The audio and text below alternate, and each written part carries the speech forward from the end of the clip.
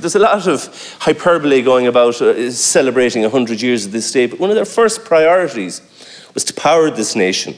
And if we can't power this nation ourselves, then really we have no degree of independence, we have no degree of self-sufficiency, and we have utterly failed. And it seems to me that that failure continues, both in the aspirational approach, aspirations that I agree with, but we have to deal with here and now as well as how we transition to something better. If we're going to accept that we're importing energy, then we must accept that we're going to import energy which is coal generated, and we're going to import energy which is nuclear generated. Now, I don't have the problem that some deputies have enunciated here in this chamber with nuclear energy. If I did, I wouldn't turn on the light in the morning, because there's nuclear energy coming into the Irish grid as we speak, and always has been for some time, and I'm sure will be for some time into the future.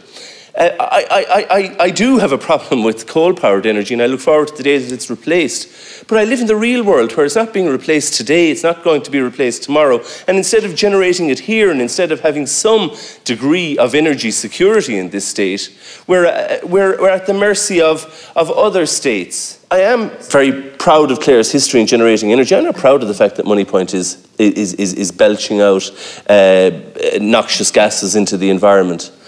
I'm not at all proud of that. I greatly look forward to the day when it's replaced with clean energy, as I'm sure you do.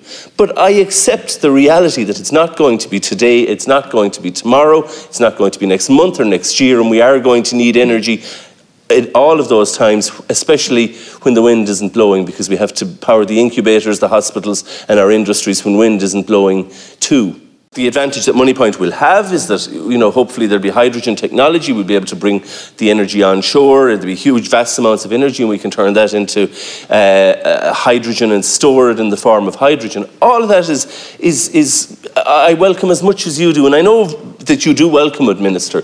But what I want to know is, what are we going to do now other than give households €100? Because with the greatest of respect, it's what you're proposing and what the government is proposing is like a fart in a hurricane. It's utterly irrelevant to the scale of the problem that faces us.